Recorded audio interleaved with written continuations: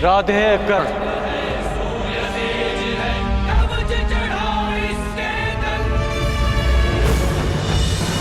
आह्वान करने के केवल दो ही कारण होते हैं, भक्ति के लिए या चुनौती के लिए।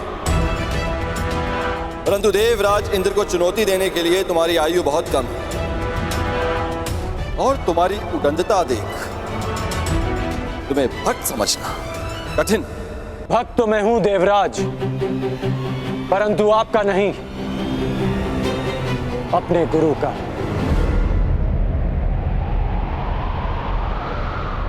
मैं यहां आपको चुनौती देने आया हूं।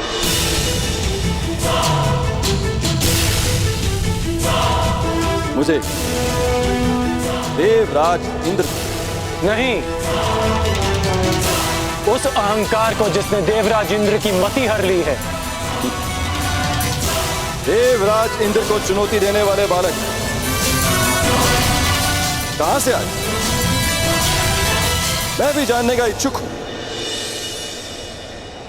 मुझे ललकारने वाले का कुल क्या है, जाति क्या है?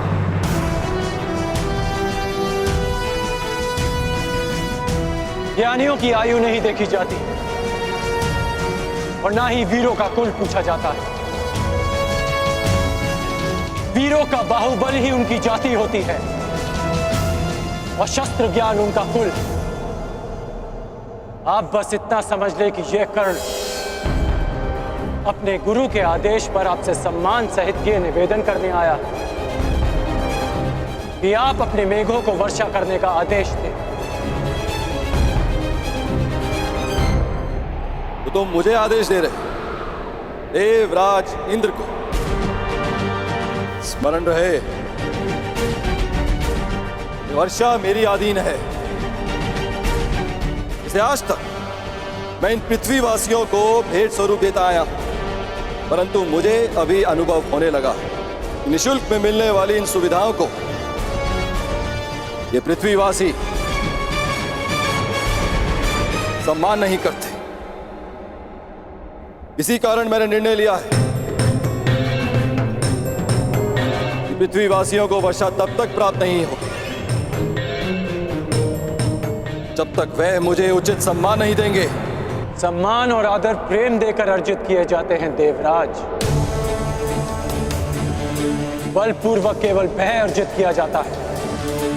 तो भय के कारण ही सही मुझे सम्मान चाहिए। यदि सम्मान मिलेगा तो इन पृथ्वीवासियों को वर्षा प्राप्त होगी और उपेक्षा की तो वज्र। महर्षि दधीच ने अपनी अस्थियां आपको वज्र बनाने के लिए दी थी ताकि व्रतासुर जैसे असुरों का नाश हो, ना कि निशक्त प्रजा का विनाश हो। देवराज, आप भूल रहे हैं कि पूजा उस वृक्ष की जाती है जो फल दे, शीतल छाया दे। कांटों से भरे वृक्ष को काट दिया जाता है। सावधान कर्ण, तुम देवराज इंद्र के सम्मान को चोट लगा रहे हो। मैं केवल आपके अभिमान को खींच रहा हूं, जैसे हिमकर्ण स्वयं अपने पानी में पिघल जाता है। अहंकारी का अस्तित्व भी स्वयं उसका अहंकार हर लेता है। अपने मेघों को वर्षा करने का आदेश दे। इसे मेरा अंतिम निवेदन समझे या चेतावनी। और यदि मैंने तुम्हारा निवेदन अस्वीकार किया तो, वर्षा नहीं की तो मेरे बाणों की वर्षा से आपका अभिमान बच नहीं पाएगा।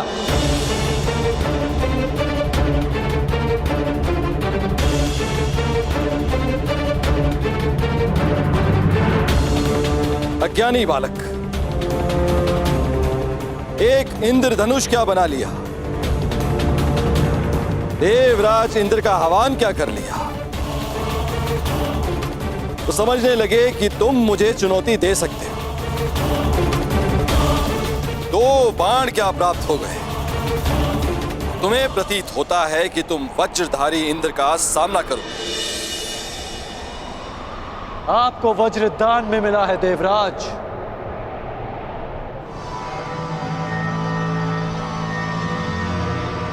पर मैंने अपने अस्त्र परिश्रम और साधना करके अर्जित किए हैं। बस उद्दंड बस।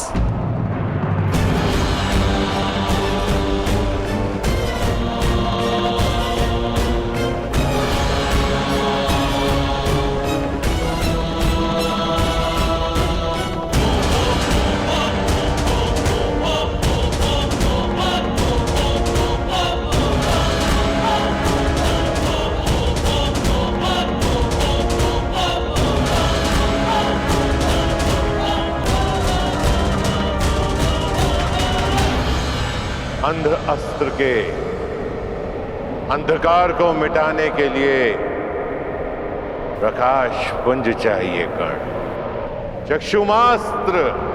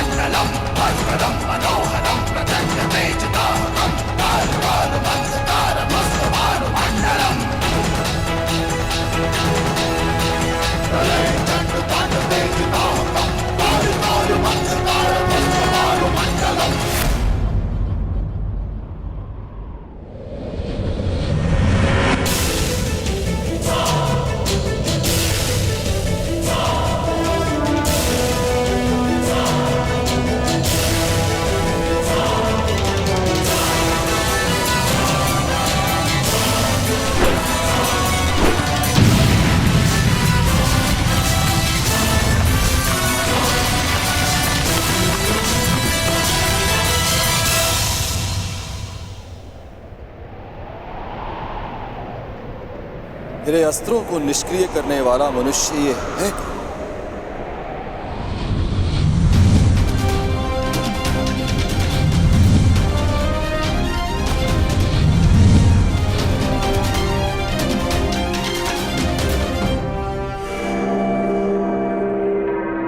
देवताओं को शक्ति मनुष्य की भक्ति से मिलती है, और जब देवता अहंकारी हो जाए तो मनुष्य को विरोध में खड़ा होना ही पड़ता है।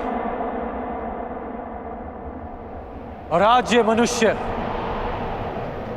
देवराज इंद्र पर ही इंद्रास्त्र का प्रयोग करेगा।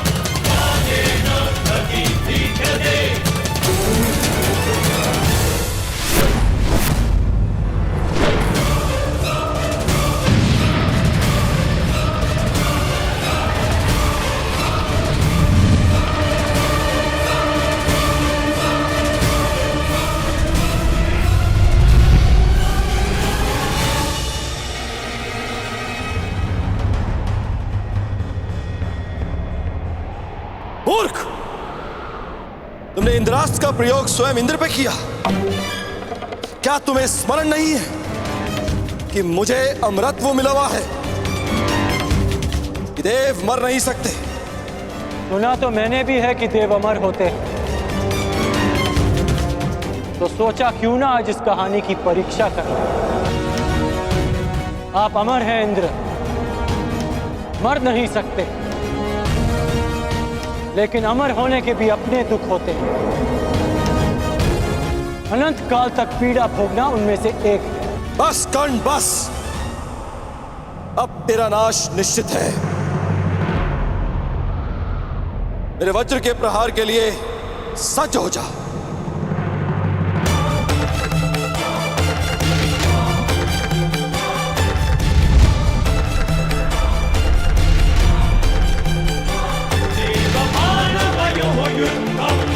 कर्णस्य च महेन्द्रस्य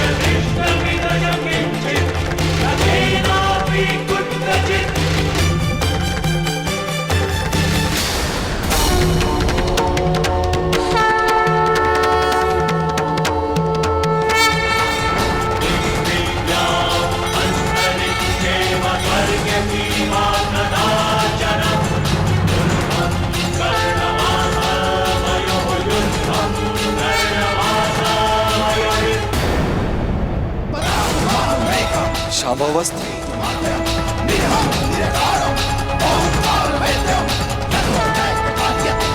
महादेव शिव शंभू का दिव्य अस्त्र नहीं,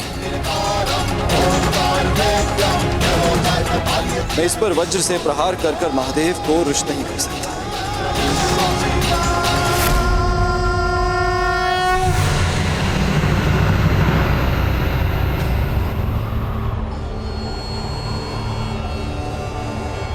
रुक जाओ कर्ण,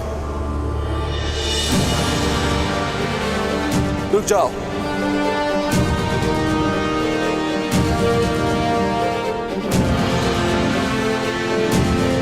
मैं अपनी पराजय स्वीकार करता हूं।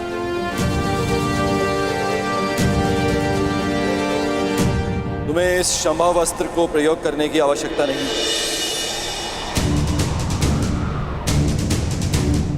गंगा पुत्र भीष्म और आचार्य द्रोण के अतिरिक्त मैंने किसी धनुर्धारी में इतनी मेधा नहीं देखी, इतना बल नहीं देखा।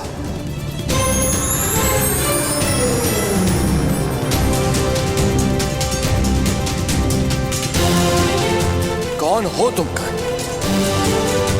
और कौन है वो जिसने तुम्हें इतना सक्षम बनाया? कौन है वो महागुरु? कौन है जिसके शिष्य हो तुम?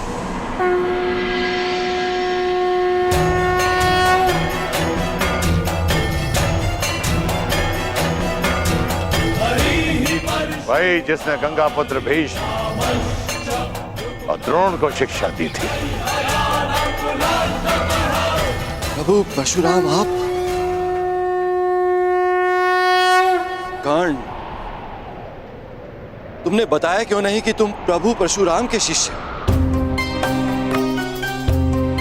क्योंकि आपके अहंकार ने आपको यह प्रश्न पूछने ही नहीं दिया। प्रभु,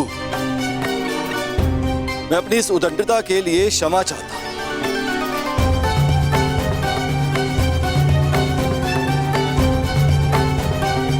मेरे इस अहंकार ने मेरी मति को हर लिया था, जो मैं समझ नहीं पाया कि ऐसा प्रतिभावान योद्धा केवल आपका ही शिष्य हो सकता है। मैं क्षमा चाहता हूं,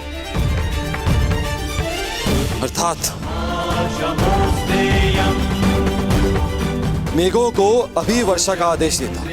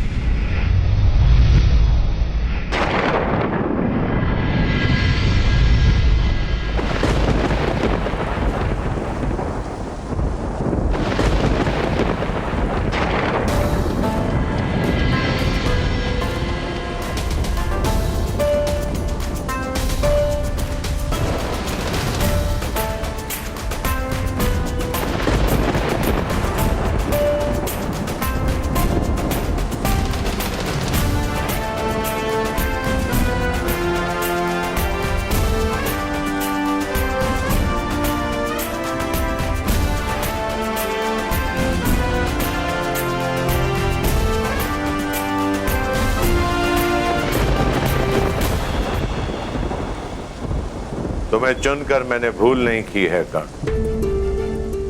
तुमने अच्छा प्रदर्शन किया है। क्योंकि मेरे गुरु ने मेरा मार्ग प्रदर्शन किया। ये कर्ण की नहीं, आपकी शिक्षा की विजय है गुरुदेव। कर्ण, वर्षों तक तुमने शस्त्र साधना की, मेरे हर आदेश का पालन किया, मेरे द्वारा दी गई हर परीक्षा में तुम खरे उतरे हो। राधे है। और आज तुमने इंद्रदेव का अहंकार तोड़कर मुझे गौरवान्वित किया है। इसका तात्पर्य जानते हो कर्ण? इसका अर्थ यह है तुम उन शस्त्रों को धारण करने के पात्र बन गए हो जो देवताओं को भी उपलब्ध नहीं है। मैं तुम्हें ब्रह्मशील अस्त्र की दीक्षा दूंगा। मैं तुम्हें ब्रह्मांड अस्त्र की शिक्षा दूंगा। और परशुराम को सदैव ये गर्व होगा, ये दीक्षा प्राप्त करने वाला राधे कर्ण परशुराम का प्रतिबिंब है।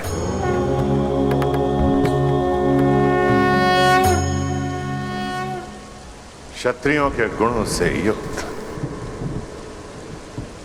ये ब्राह्मण शिष्य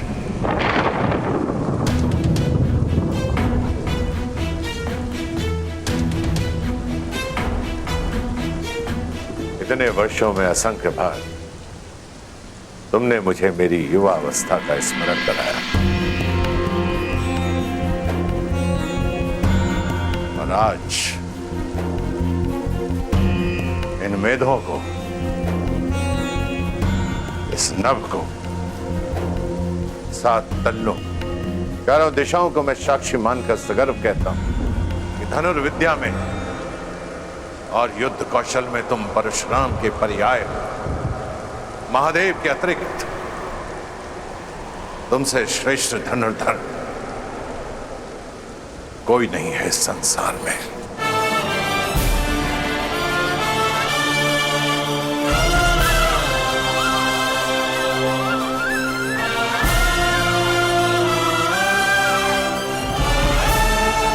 चिरायु भाव कर्ण,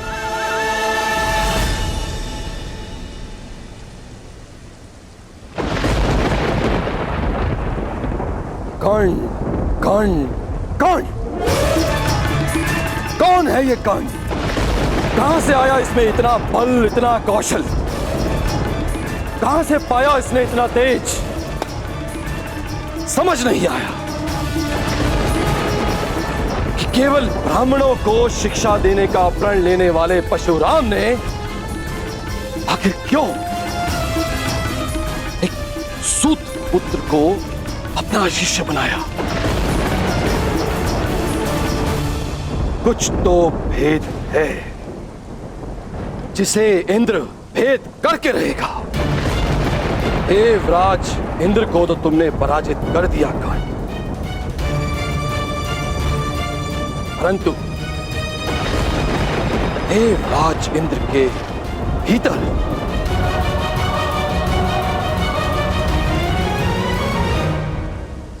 तुमने अपने महाशत्रु को भी जन्म दे दिया। तुम्हारे विनाश तक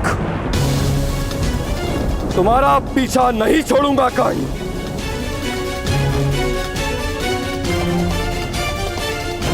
परशुराम तुम्हें संसार का सबसे सर्वश्रेष्ठ धनुर्धारी घोषित कर चुके हैं, किंतु क्षमा करना है धनुर्धारी। मैं इंद्र ऐसा कभी होने नहीं दूंगा, कदापि नहीं। इस संसार का सबसे सर्वश्रेष्ठ, सबसे महान धनुर्धारी केवल वही होगा जिसमें देवराज इंद्र का बल होगा। देवराज इंद्र के वज्र का तेज।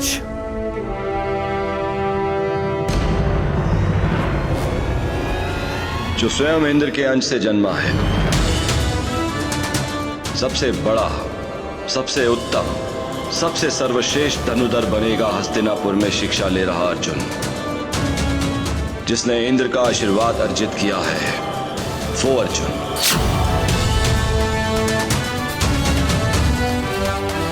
तुम जैसा धनुर्धर ना कभी जन्मा था,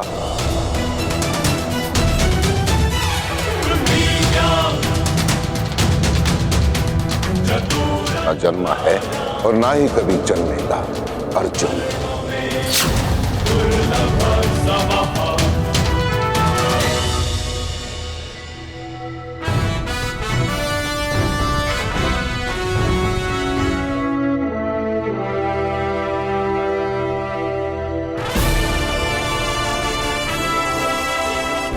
आज मेरे वर्षों के परिश्रम और तपस्या का फल मिलने वाला है।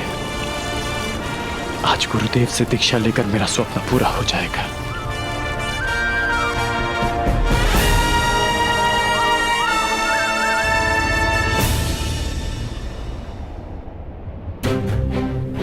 मैं कर्ण हूं, हस्तिनापुर का ब्राह्मण।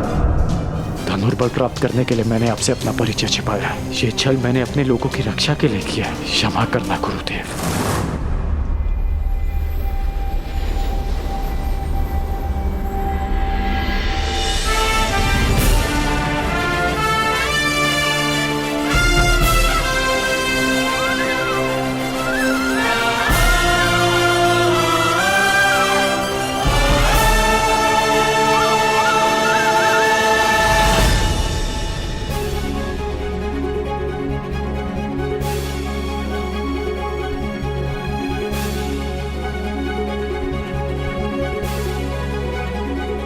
अंतिम दीक्षा के लिए तैयार हो कर्ण? प्रस्तुत हो गुरुदेव। वत्स, इस संपूर्ण ब्रह्मांड की रचना ब्रह्मदेव ने की है और उनसे बड़ा संहारक कोई नहीं हो सकता है। इसलिए ब्रह्मदेव के शस्त्रों से अधिक संहारक कुछ भी नहीं है। और वो 3 शस्त्र हैं: ब्रह्मास्त्र, ब्रह्मशीर अस्त्र और ब्रह्मांडास्त्र। कर्ण, उनकी दीक्षा से पहले तुम्हें मुझे वचन देना होगा। इनका प्रयोग तुम उत्तरदायित्व के साथ करोगे, संसार के हित के लिए करोगे, और तभी करोगे जब तुम्हारे समक्ष और कोई मार्ग ना बचा हो। सूर्य देव को साक्षी मानकर ये राधे आपको ये वचन देता है।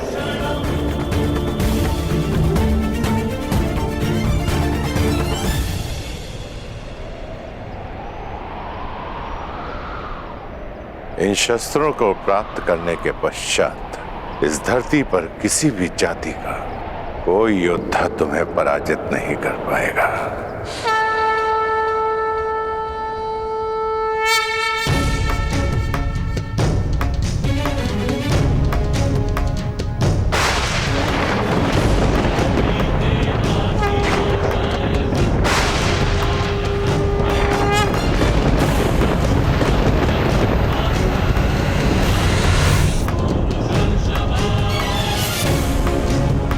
ब्रह्मास्त्र अब ये तुम्हारे शरीर में विद्यमान है राधे। ब्रह्मास्त्र के पश्चात ब्रह्मदेव ने एक और महाशस्त्र का निर्माण किया जो ब्रह्मास्त्र से 4 गुना शक्तिशाली है। ब्रह्मशीर अस्त्र।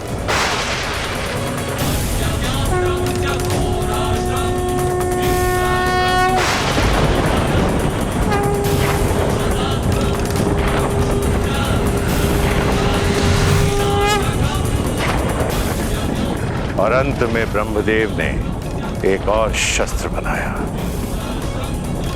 जिसका अनुसंधान पूरे ब्रह्मांड को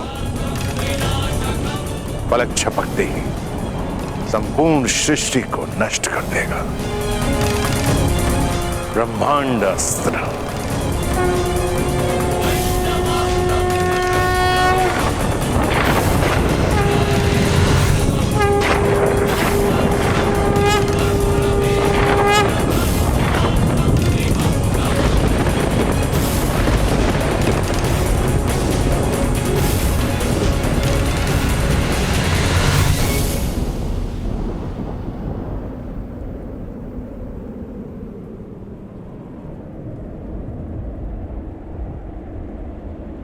गुरुदेव,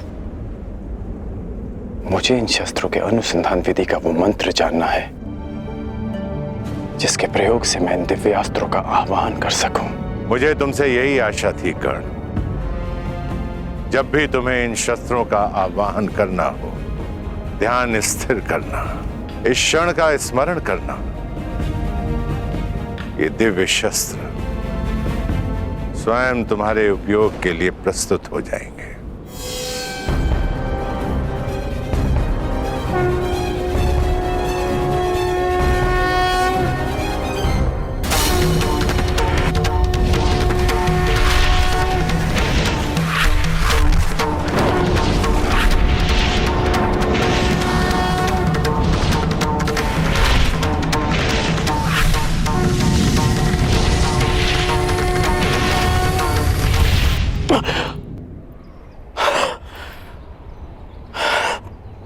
कर्ण, शिक्षा प्रारंभ से पहले तुमने बताया था कि तुम महर्षि भृगु के वंशावली में से हो।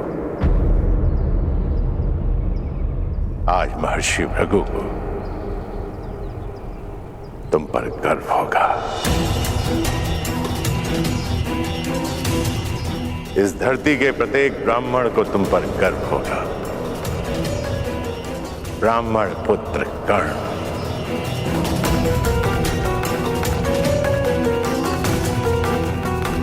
और तुम्हारे इस गुरु को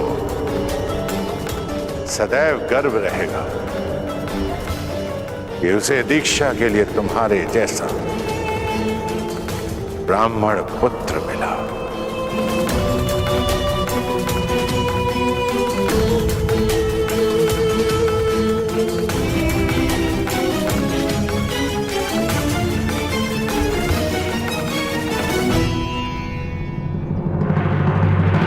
सूत पुत्र कर्ण ब्राह्मण पुत्र बनकर दिव्यास्त्र का ज्ञान ले रहा है। मूर्ख, तुमने इंद्र के मान और अभिमान पर प्रहार किया है, जो उसके लिए सब कुछ था। अब इंद्र तुम्हारे दिव्यास्त्र के ज्ञान पर प्रहार करेगा, जो तुम्हारे लिए सब कुछ है। पर इंद्र सीधा प्रहार क्यों करेगा? यदि मेमना सिंह का मुखौटा पहनकर स्वयं सिंह की गोद में बैठ जाए तो उसका आखेट नहीं करते, केवल उस मेमने का मुखौटा हटा देना चाहिए तो उसका आखेट स्वयं सिंह ही कर देगा। स्मरण रहे कर्ण, सबसे बड़ा अभिशाप वही होता है जो वरदान स्वयं के लिए शाप बन जाए।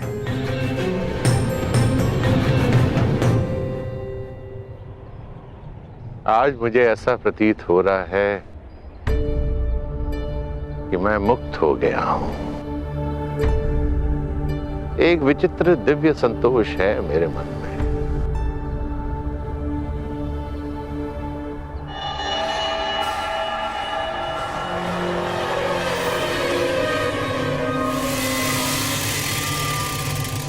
मेरा मन ऐसे जलता था जैसे तप मरुस्थल, और यह ताप शीतल तब हुआ जब मुझे श्री राम के दर्शन हुए। और उसके सैकड़ों वर्षों के बाद मेरे शिष्य गंगा पुत्र भीष्म के चक्रवात ने उसे फिर से जगा दिया। कर्ण, स्वयं से युद्ध करके कभी कोई विजयी हुआ है? अंततः पितामह भीष्म को भी आशीर्वाद देना पड़ा, और अनुभव हुआ कि आक्रोश उस शक्ति के कारण जो मुझ में है।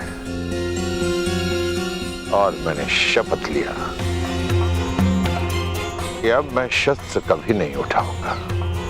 मैंने अपने सारे अस्त्र और शस्त्र अपने शिष्य द्रोणों को भेंट कर दिए, किंतु फिर भी थोड़ा आक्रोश भीतर रह गया।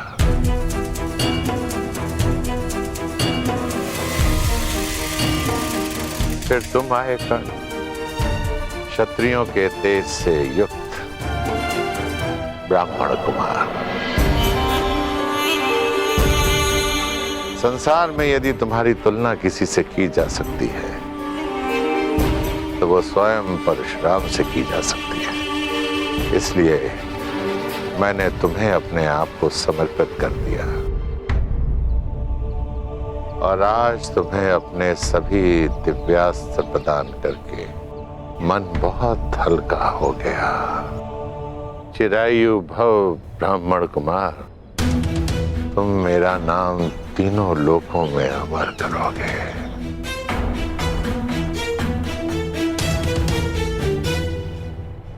गुरुवर, आज्ञा हो तो कुछ निवेदन करो। आप संसार के सबसे महान और घातक योद्धा बने। परंतु अपने जन्म से नहीं, अपने कर्म से। आपका जन्म एक ब्राह्मण कुल में हुआ, उसके पश्चात भी आप किसी भी क्षत्रिय से सबसे महान योद्धा सिद्ध हुए। अपने जन्म से नहीं ना, अपने कर्म से ही ना गुरुदेव। तो जन्म और कर्म की ये नीति सबके लिए होनी चाहिए ना। मैं आपसे ये सब इसलिए कह रहा हूं क्योंकि आज मैं आप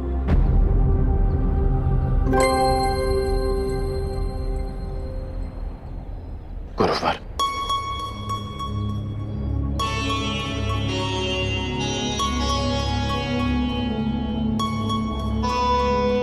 क्षमा करना गुरुवर, अपने राधे को क्षमा करना।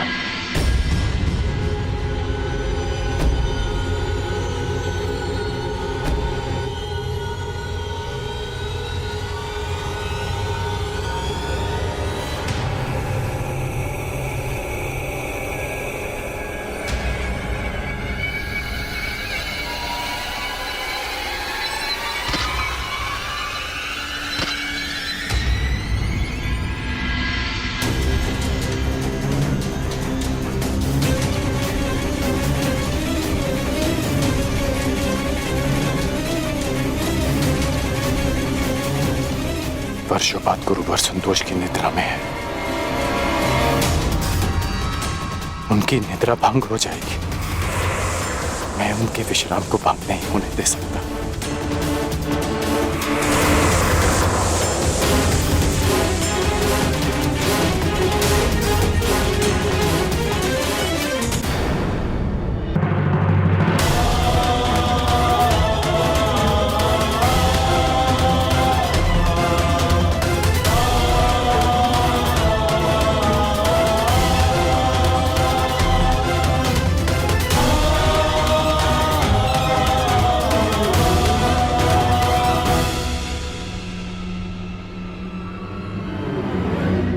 ये रग कहां से रिस रहा है?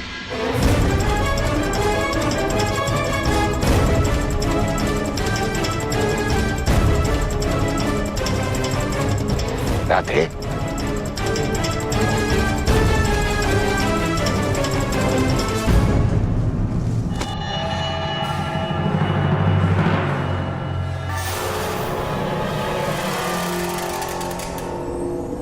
इतने डंक साहब तुमने? तुम इस कीड़े को यहां से हटा भी सकते थे, इसे मृत्यु का द्वार भी दिखा सकते थे। अपने गुरु के विश्राम के लिए ये राधे कितना भी रक्त बहा सकता है, कितनी भी पीड़ा सह सकता है गुरुदेव। अपने गुरु की निद्रा के लिए इतना बड़ा त्याग, अपने प्राणों की भी चिंता किए बिना इतना विष सहा तुमने मुझे महाक्षत्रिय राजा शिवी का स्मरण करा दिया, जिसने एक कबूतर की रक्षा करने के लिए अपने हाथों से अपने शरीर का मांस काटा।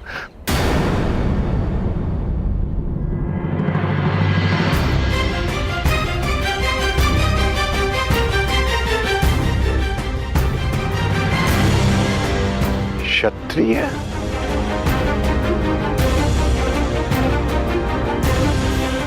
कौन हो तुम राधे? मैं राधे आपका शिष्य कर्ण। ये मेरे प्रश्न का उत्तर नहीं है कर्ण। मनुष्य अपने कर्म से बल और सिद्धि अर्जित करता है, परंतु जन्म और कुल से संचित संस्कार और गुण उसका साथ नहीं छोड़ते हैं। अपने गुरु की निद्रा के लिए इतनी असहाय पीड़ा सही तुमने? नहीं कर्ण, नहीं। ये एक ब्राह्मण कुल के बालक के लक्षण नहीं हो सकते हैं, कदापि नहीं हो सकते। जब तुम मुझसे दीक्षा लेने आए थे, तब भी मैंने तुमसे यही प्रश्न पूछा था और आज दीक्षा के समय भी मैं तुमसे यही प्रश्न पूछ रहा हूं, क्या तुम ब्राह्मण पुत्र हो? क्या तुम ब्राह्मण पुत्र हो?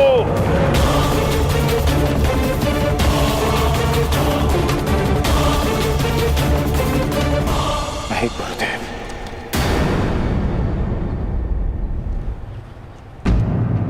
मैं एक सूत पुत्र हूं। राधे करण, अधिरथ का पुत्र करण, छल पाखंड असत्य अपने गुरु से। मैंने तुम्हें सच्चे मन से शिक्षा दी और तुमने अपने गुरु के साथ झूठ बोला, अपने गुरु के साथ छलावा। क्योंकि मुझे शस्त्र बल चाहिए था गुरुदेव, क्योंकि अपना परिचय छिपाने के छल के अतिरिक्त मेरे पास और कोई हल नहीं था। क्योंकि कोई भी गुरु एक सूत पुत्र को धनुर्विद्या नहीं देना चाहता था, और आप भी ब्राह्मणों के अतिरिक्त किसी और को शिक्षा नहीं देते। गुरुवर, आपके अधीन वर्षों शिक्षा ली मैंने। आप ही बताइए कि क्या इस कारण ने आपकी किसी भी आज्ञा का उल्लंघन किया? क्या ये अधिरथ पुत्र अपने गुरु की किसी भी परीक्षा में असफल हुआ? सफल हो या असफल, छल छल होता है कर्ण। और तुमने शिक्षा ग्रहण नहीं की, चोरी की है तुमने। तुम्हें इस अपराध का दंड मिलेगा। तुमने मेरे दिव्यास्त्रों को प्राप्त करने के लिए अपने गुरु से झूठ बोलने का महापाप किया है। रोग है तुम पर। अब तुम अपने गुरु से श्राप भी लेते जाओ। मैं जमदग्नि पुत्र परशुराम तुम्हें श्राप देता हूं कि मेरे द्वारा दिए गए दिव्यास्त्रों का तुम उपयोग नहीं कर पाओगे। जिस समय तुम्हें इन दिव्यास्त्रों की सबसे अधिक आवश्यकता होगी, उस समय तुम इसके अनुसंधान की विधि भूल जाओगे।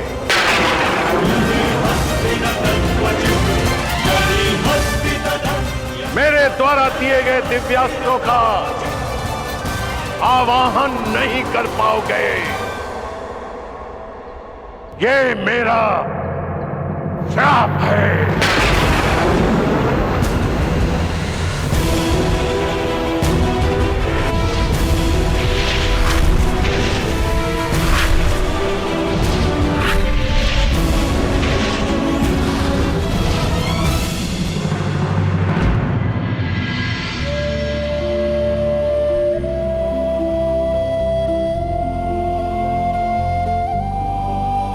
अपने गुरु से छल करने के पश्चात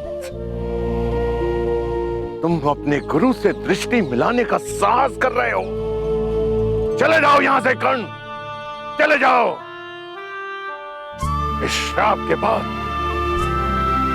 ये पवित्र भूमि भी अभिशापित और अपवित्र हो गई है। जाओ। यदि ऐसा है तो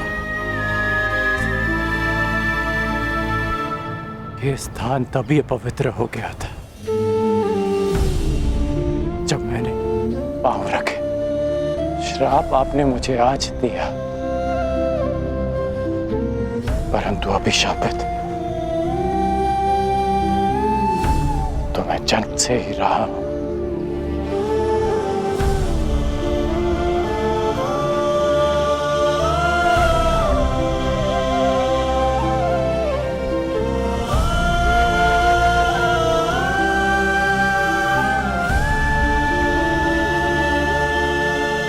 मुझे कोई खेद नहीं कि मेरा जन्म एक सूत कुल में हुआ है। मुझे कोई खेद नहीं कि मुझ में ब्राह्मणों और क्षत्रियों का रक्त नहीं बहता। खेद है तो केवल इस बात का कि मेरा जन्म ऐसे स्थान पर क्यों हुआ जहां जीवन को ब्राह्मणों और क्षत्रियों का दास माना जाता है। शास्त्रों में लिखा है कि मनुष्य की महानता और सफलता उसके गुण, उसकी मेधा से मापी जाती है। फिर क्यों किसी के जीवन पर उसके जन्म, जाति और कुल की छाप लगा दी जाती है गुरुदेव?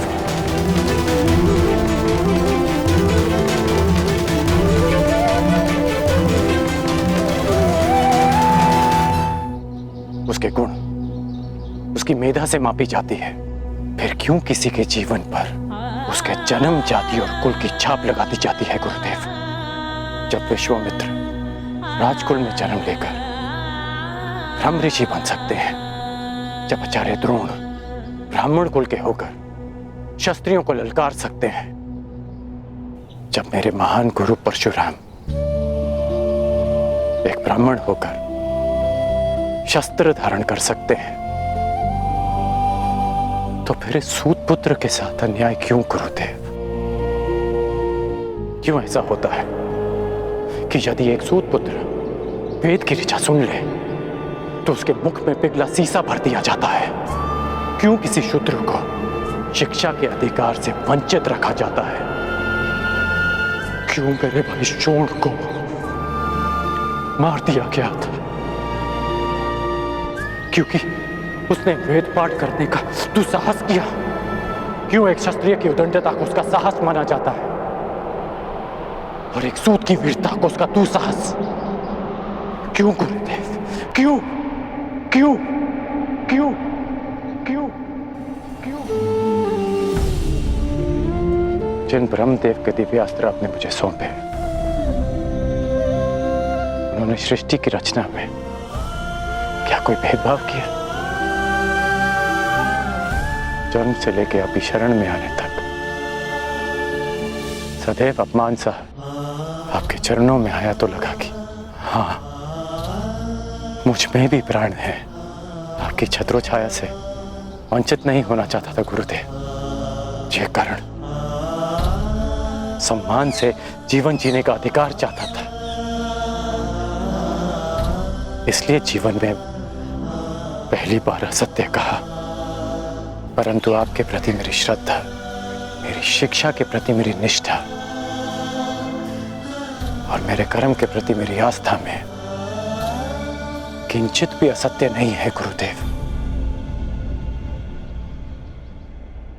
आपके इस शिष्य ने आपकी हर शिक्षा, हर परीक्षा को ईश्वर का प्रसाद मानकर ग्रहण किया और आज ये राधे सगर्व आपका श्राप भी स्वीकार करता है। किंतु इतना निवेदन अवश्य करूंगा कि मेरा सूत पुत्र होना मेरे अधिकार में नहीं था। इतना अवश्य कहूंगा कि आपने मुझे उस भूल के लिए श्राप दिया जिस पर मेरा कोई वश नहीं था गुरुदेव। तुम्हारा तुम्हारे जन्म पर वश नहीं था, मैं जानता हूं, परंतु तुम्हारा वश कर्म पे तो था और तुम्हें श्राप तुम्हारे असत्य बोलने के कर्म के कारण मिला है। नहीं गुरुदेव, एक सूत पुत्र को श्राप मिला क्योंकि उसका जन्म ब्राह्मण कुल में नहीं हुआ, क्योंकि एक सूत होने के पश्चात भी उसने सम्मान से जीवन जीना चाहा, अपना अस्तित्व बनाना चाहा। इसलिए एक सूत पुत्र को श्राप मिला। अपने गुरु से सत्य ना बोलने की भूल तुमसे हुई है कर्ण, और एक गुरु ने अपने शिष्य का सत्य जाने बिना उसे श्राप दे दिया, ये भूल परशुराम कर बैठा।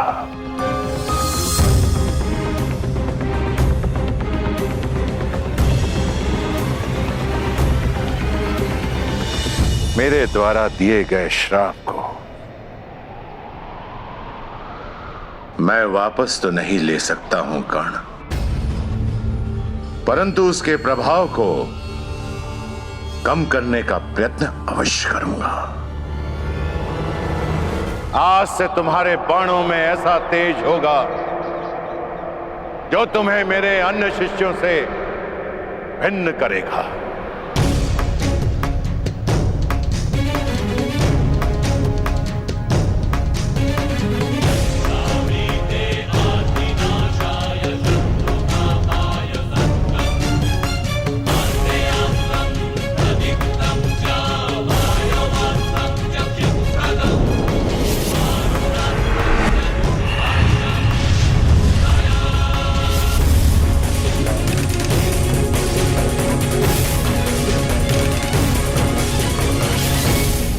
ये मेरा सबसे शक्तिशाली दिव्यास्त्र है, परंतु ब्रह्मास्त्र से अधिक नहीं।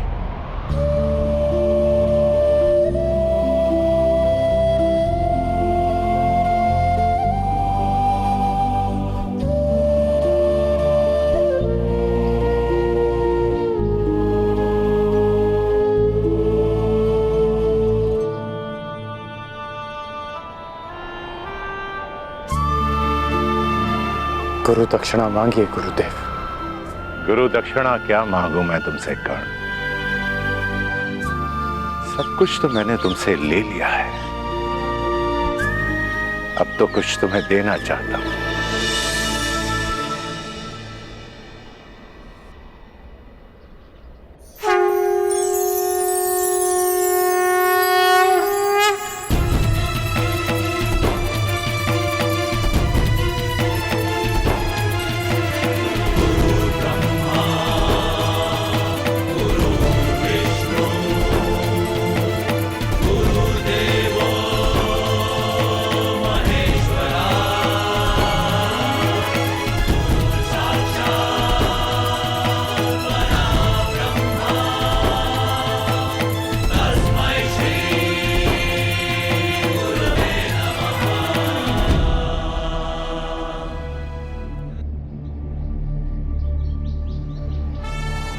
ये मेरा दिव्य धनुष है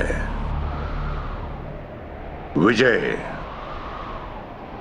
जब तक ये धनुष तुम्हारे हाथों में रहेगा, संसार का कोई भी योद्धा तुम्हें पराजित नहीं कर पाएगा कर्ण। जाओ पुत्र, जाओ, इस अभिशापित जीवन को स्वीकार करो।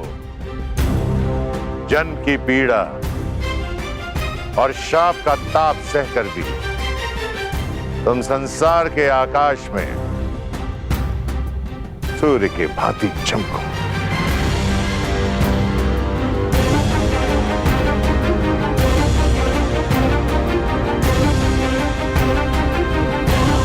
माता की मार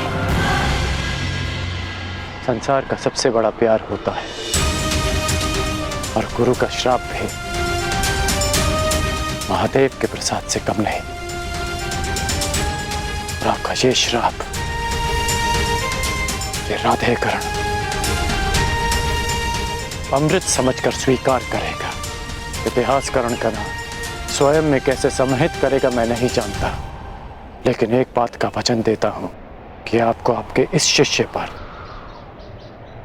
सदैव गर्व होगा।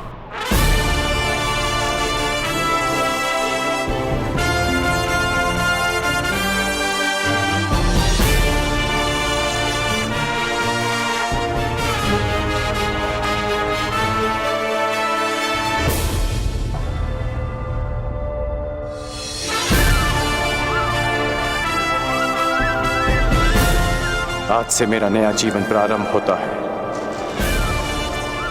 दिव्यास्त्रधारी कर्ण, और मैं अभिशापित सूत पुत्र भी, मैं जिसे जीवन का अधिकार नहीं मिला, और मैं जो इस अधिकार के लिए अपनी अंतिम श्वास तक लड़ूंगा, मैं राधे कर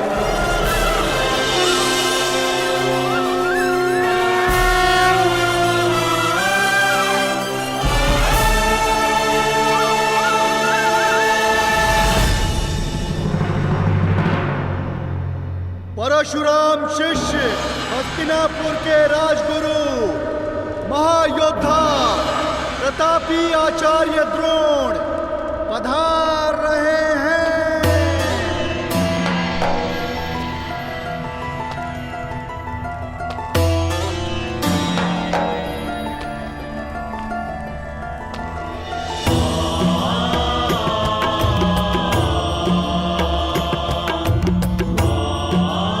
हस्तिनापुर नरेश महाराज धृतराष्ट्र की जय हो। आपके स्वर से लगता है कि रंगभूमि कुमारों के प्रदर्शन के लिए तैयार है। जी महाराज, 105 योद्धा हस्तिनापुर के आकाश में अपने शस्त्र बल का तेज फैलाने के लिए प्रस्तुत है। और इतना नहीं महाराज, हस्तिनापुर की जनता अपने राजकुमारों के स्वागत के लिए आतुर है, प्रतीक्षा कर रहे हैं कि वे कब आएंगे। समय आ गया है जब मेरे पुत्र अपनी योग्यता का प्रदर्शन करेंगे। समय की चाल में आहट नहीं होती महाराज, किंतु वेग की भांति वो चलता है। कल की ही बात लगती है कि नन्हे कौरव और पांडव इसी महल के आंगन में उद्दंडता करते फिरते थे, और आज शक्ति का प्रदर्शन करने के लिए प्रस्तुत हैं।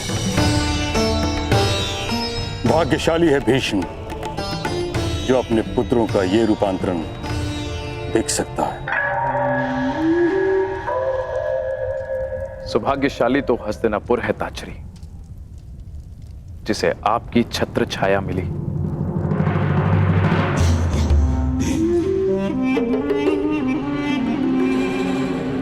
निसंदेह महाराज, निसंदेह, सत्य वचन।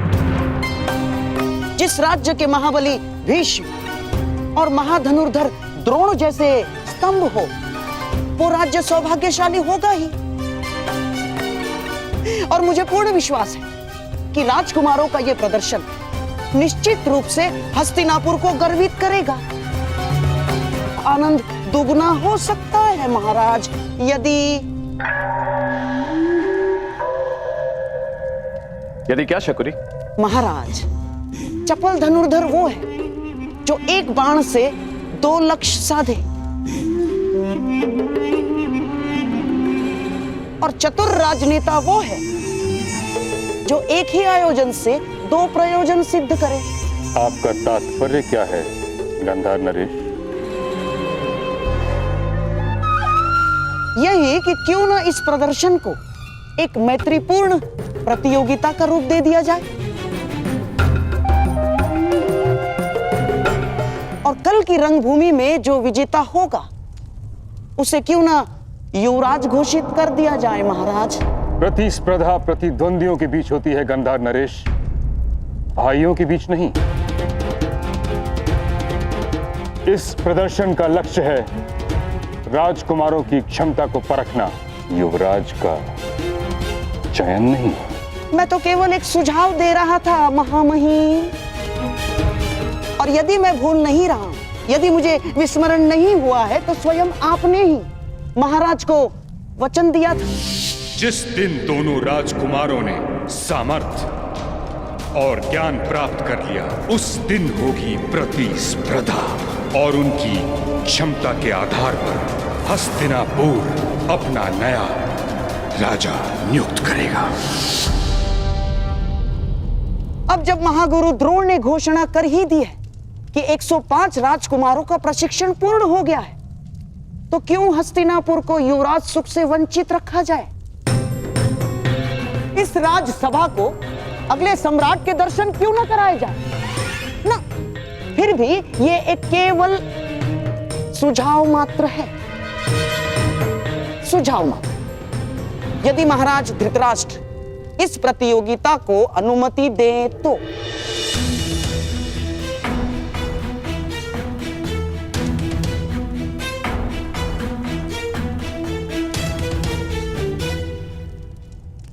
उचित कह रहे हो शकुनी। इस सुझाव पर विचार किया जा सकता है। निश्चित रूप से हस्तिनापुर को युवराज की आवश्यकता है। निश्चित रूप से युवराज की आवश्यकता है महाराज, किंतु चयन के लिए प्रतिस्पर्धा विकल्प नहीं। महामहिम का कथन सत्य है महाराज। इन 105 भाइयों को एक साथ मिलकर हस्तिनापुर की रक्षा करनी है। जो उत्तराधिकार के लिए एक दूसरे से लड़ बैठेंगे वो मिलकर किसी देश की रक्षा कैसे करेंगे? यह असंभव है महाराज। ये रंगभूमि 105 भाइयों के कौशल का प्रदर्शन स्थल है, उत्तराधिकारियों के मध्य। इसे युद्ध क्षेत्र मत बनाएं।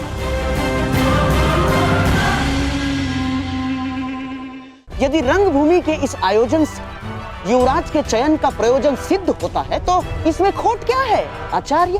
खोट केवल इतना है गंधार नरेश कि कहीं भाइयों के बीच का खेल रक्त रंजित स्पर्धा में न बदल जाए।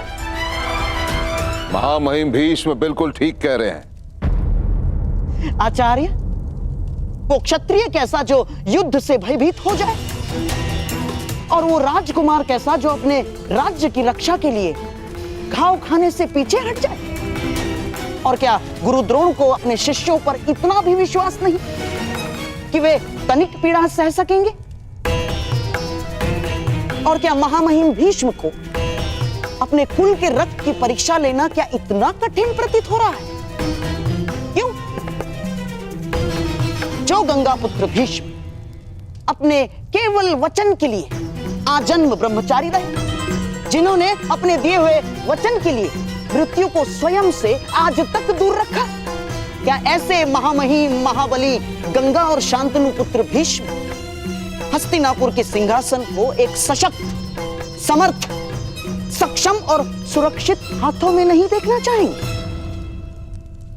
मैं मानता हूं ताछरी कि राजकुमारों के लिए यह प्रतियोगिता बहुत कठिन होगी, परंतु मुझे आचार्य द्रोण की शिक्षा पर पूर्ण विश्वास है कि सभी राजकुमार इस प्रतियोगिता को मैत्रीपूर्ण भाव से लेंगे। फिर सभी राजकुमारों को एक नियम से बांध दिया जाएगा। यदि किसी भी राजकुमार ने दूसरे राजकुमार का रक्त बहाया तो उसे अपात्र घोषित कर दिया जाएगा। इस नियम के प्रभाव से आपकी चिंता का हल भी निकल आएगा और हस्तिनापुर को उसका युवराज भी मिल जाएगा। कहिए ताछरी, क्या ये उचित नहीं? जैसी महाराज की अच्छा। तो फिर यह निश्चित रहा कि कल सभी राजकुमारों के बीच शक्ति प्रदर्शन होगा और मुझे पूर्ण विश्वास है कि विजेता वही होगा जो सर्वश्रेष्ठ होगा।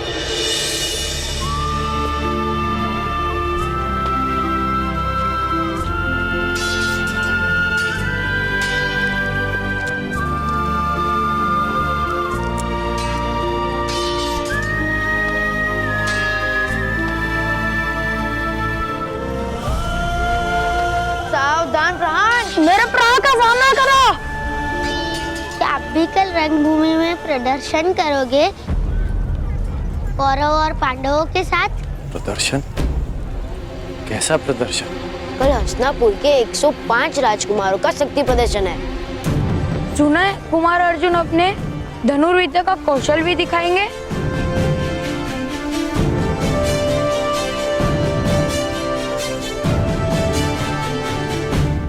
कल की प्रतियोगिता में कौन किसके साथ द्वंद्व करेगा यह निश्चय आप करेंगे।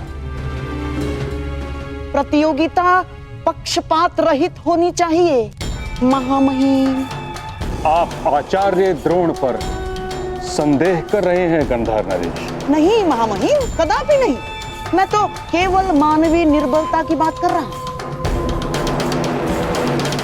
कितना भी प्रयास कर लीजिए, घुटना पेट की ओर ही मुड़ता है और ना चाहते हुए भी एक माता अपने पुत्र के पक्ष में ही बोलती है। महामहिम,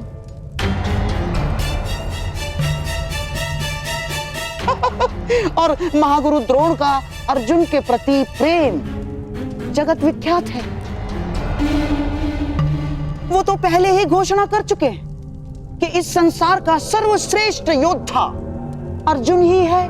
बस कीजिए गांधा नरेश शकुनी, आप द्रोण के न्याय भाव पर आक्षेप लगा रहे हैं जो उचित नहीं है।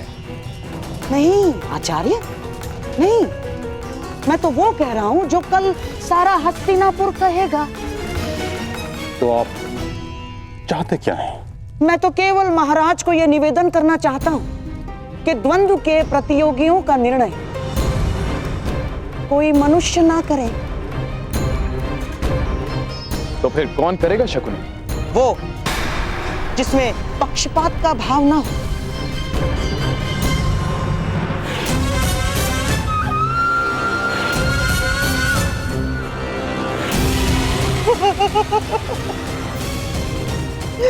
ये मेरे पास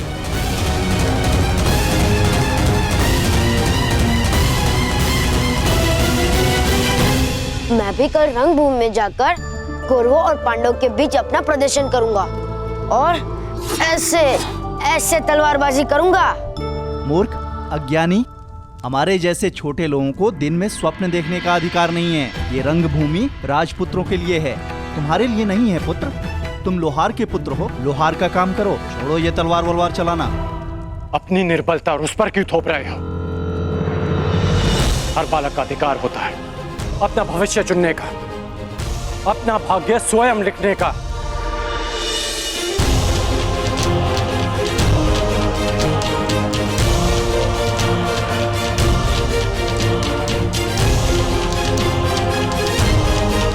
छोटे मित्र, कभी स्वप्न देखना मत छोड़ना और उसे पूरा करने का परिश्रम करना भी मत छोड़ना। कौन से देश से आए हो मित्र? मनुष्य का भाग्य उसके जन्म से ही निश्चित हो जाता है, यही नीति है। यदि यही नीति है तो इस नीति को बदल दूंगा मैं। हस्तिनापुर के मस्तक पर अपने बाणों की नोक से अपना भाग्य स्वयं लिखेगा ये इरादा है।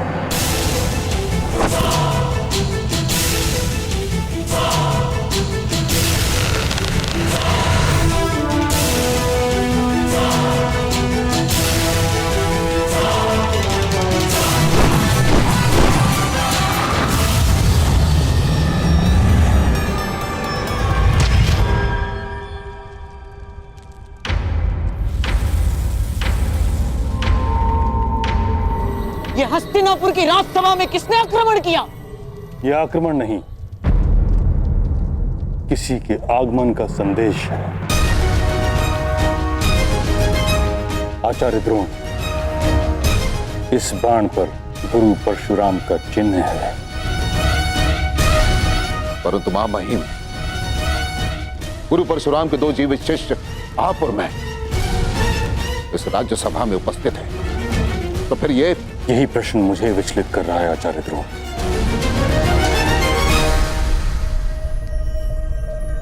गुरु परशुराम का ये तीसरा शिष्य कौन है?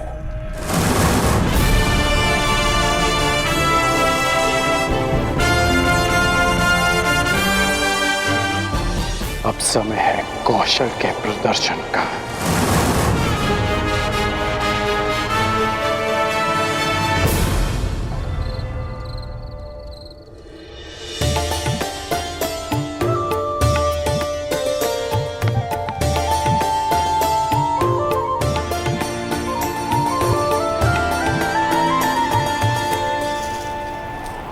राधा, सूर्यास्त होने को है और वायु की गति भीषण होती जा रही है।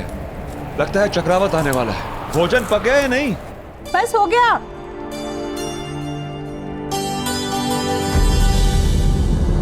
हे महादेव, ये किस धुन में खो गई मैं? 2 प्राणी के लिए इतना अधिक भोजन बना लिया।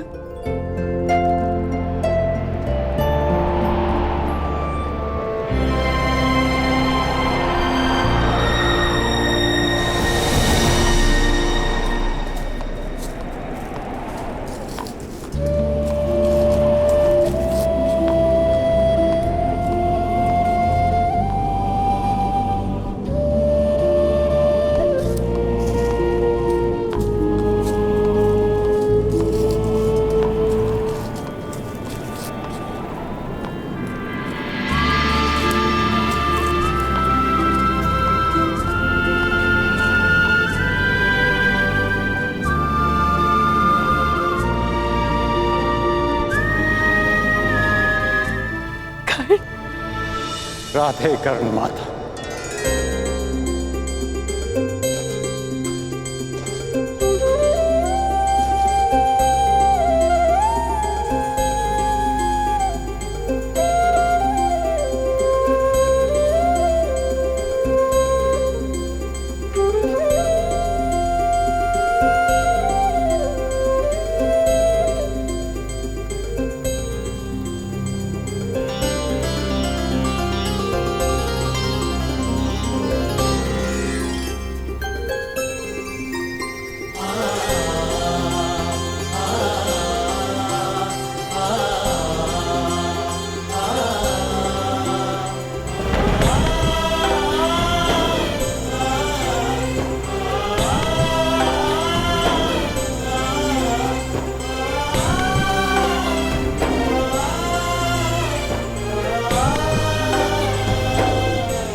तुम आ गए पुत्र।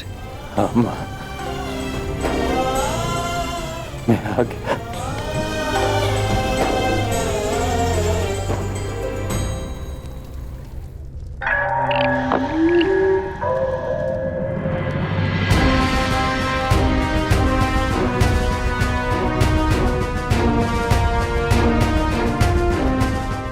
आइए गुरुपुत्र अश्वत्थामा, हमारे कक्ष में आपका स्वागत है। आप मुझसे यहाँ क्यों मिलना चाहते थे? क्योंकि इस कक्ष के अतिरिक्त हर कहीं 100 आंखें और 100 कान हैं। आंखें महामहिम भीष्म की और कान तुम्हारे पिता के।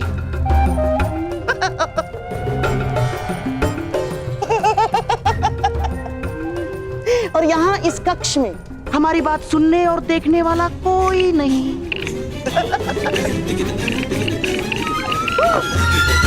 कैसी बात? यही कि कल की रंगभूमि में आप किसे विजयी होते हुए देखना चाहते हैं? मेरे होने वाले सम्राट राजकुमार दुर्योधन को या आपके पिता के प्रिय शिष्य उस अर्जुन को? उत्तर आप अच्छी तरह से जानते हैं गांधार नरेश। अर्जुन अर्जुन वो शूल है जिसे मेरे पिताश्री ने स्वयं अपने हाथों से मेरे वक्ष में घोंप दिया।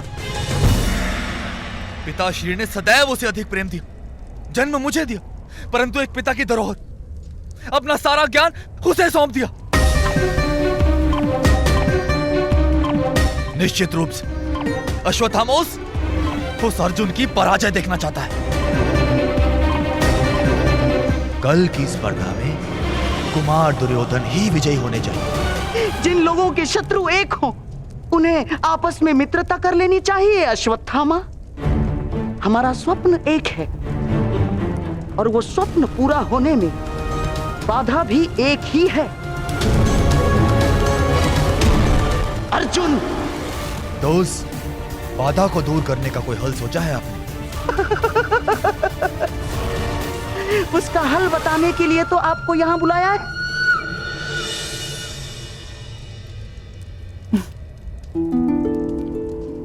क्यों? आश्रम में भरपेट भोजन नहीं मिलता था? मिलता था, परंतु उसमें माता के हाथ का स्वाद नहीं था।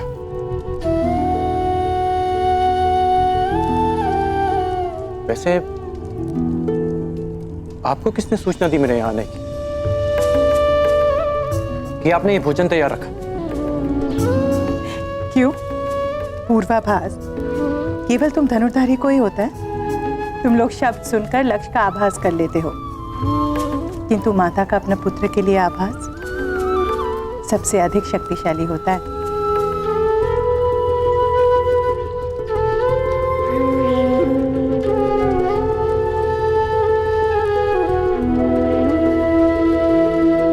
माता जानती है कब उसका पुत्र आने वाला है और कब जाने वाला है।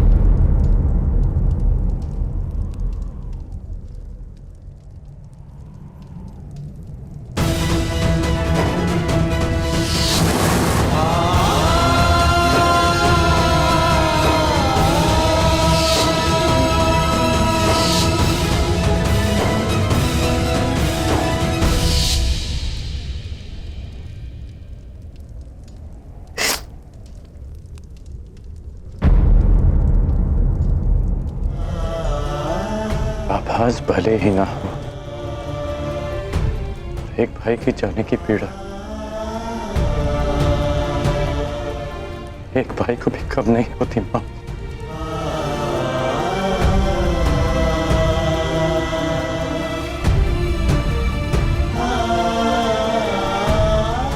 ये बताओ, प्रशिक्षण कैसा रहा तुम्हारा? गुरुदेव को अधिक सताया तो नहीं? आप विषय को टाल रहे हैं।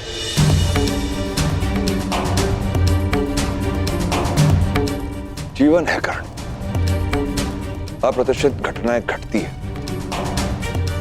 परंतु जीवन रुकता नहीं।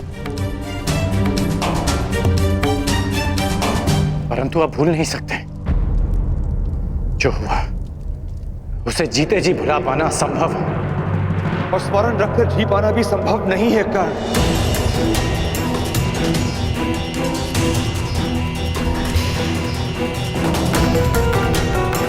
वो क्षत्रिय हैं, राजकुल के लोग हैं, उनके पास बल है, अधिकार है।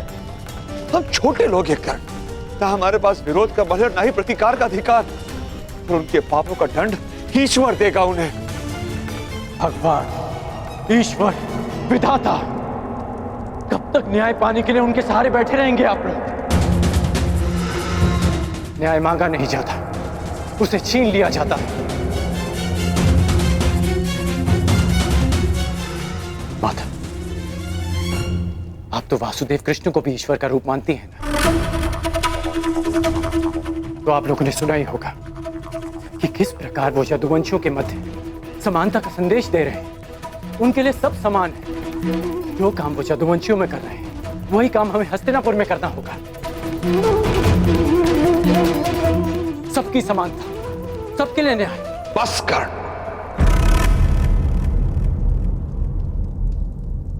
तनिक नहीं बदले तुम, परंतु पिताश्री, तुम एक सूत पुत्र हो, सूत पुत्र। संसार के सर्वश्रेष्ठ सारथी बन सकते हो, यही तुम्हारा प्रारब्ध है। न्याय राजकुल का अधिकार है, उसे उन्हीं के पास रहने दो। देखा है उनका न्याय, वो न्याय जो शोन को मिला था। मेरे भाई की हत्या कर दी गई,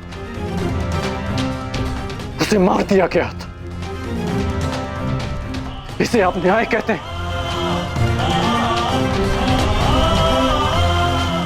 न्याय और सत्य से भागते हैं आप लोग। इसलिए नहीं कि आप लड़ नहीं सकते, बल्कि इसलिए कि आप लड़ना ही नहीं चाहते।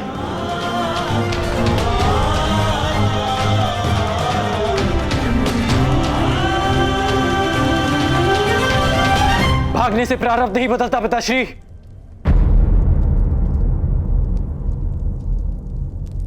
आपका राधे नहीं भागेगा माता, नहीं भागेगा।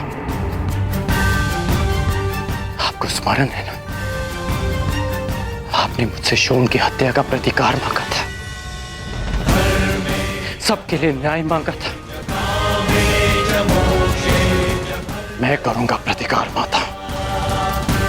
शोन को न्याय मिलेगा, हम सबको न्याय मिलेगा। और अगर नहीं मिला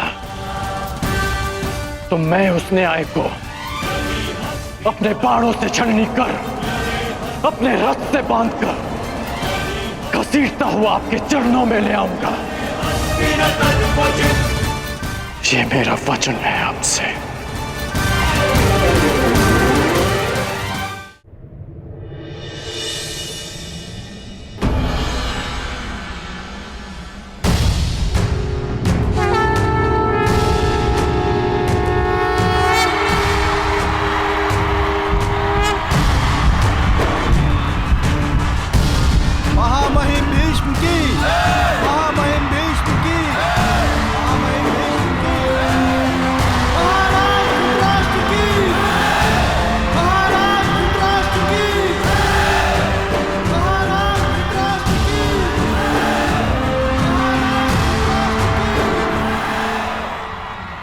हस्तिनापुर के सभी निवासियों का इस रंगभूमि में स्वागत है।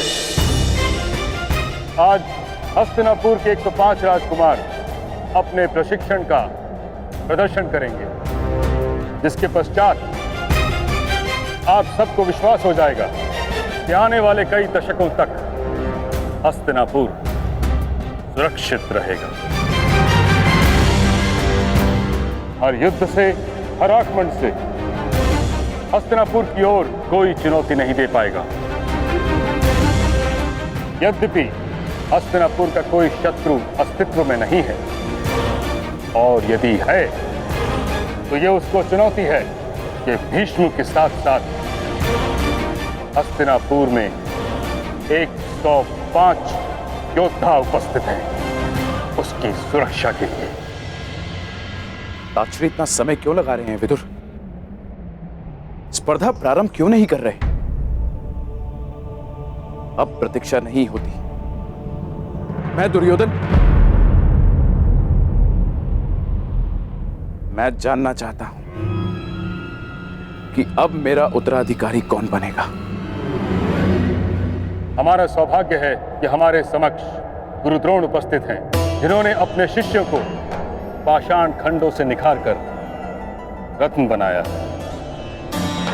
वो स्वयं अपने शिष्यों का परिचय दें। हस्तिनापुर के वासियों, मैं आज बहुत संतुष्ट हूं।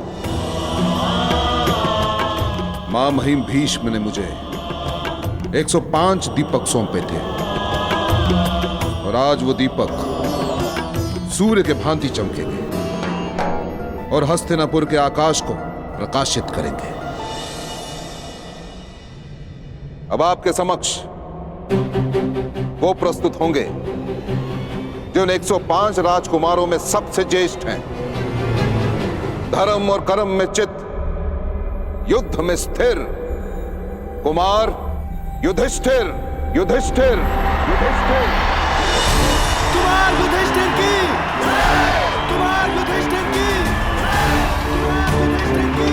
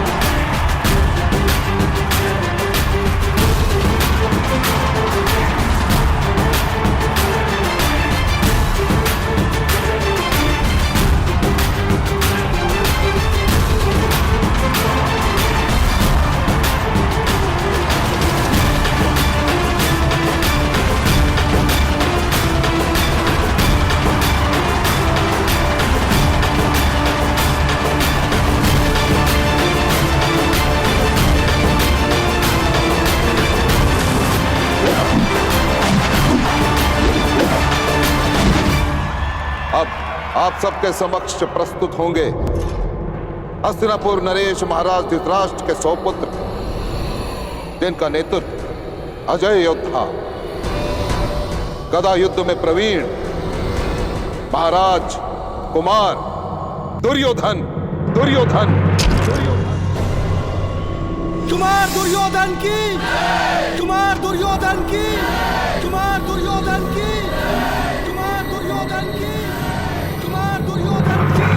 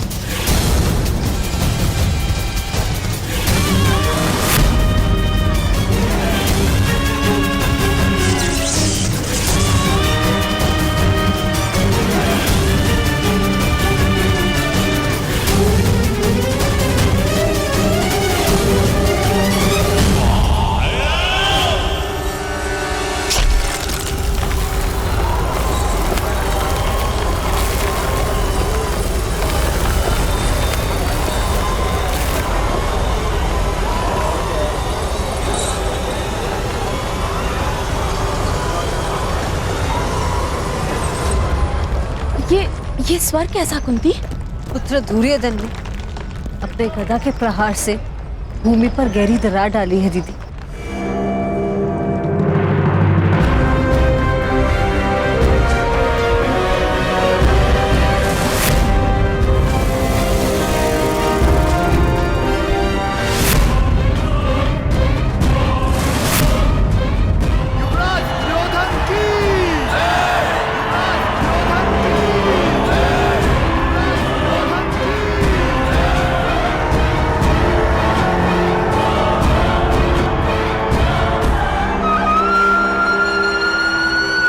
महाराज धृतराष्ट्र, पितामह भीष्म समेत उपस्थित सभी को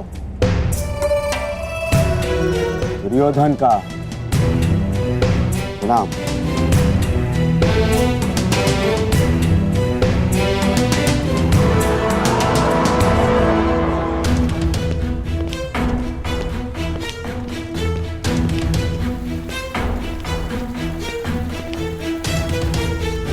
कहां जा रहे हो कर्ण?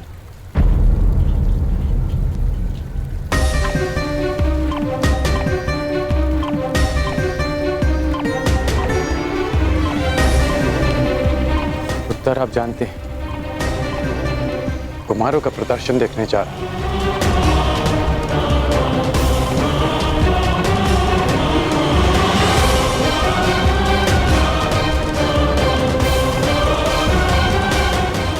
धनुष को साथ लेकर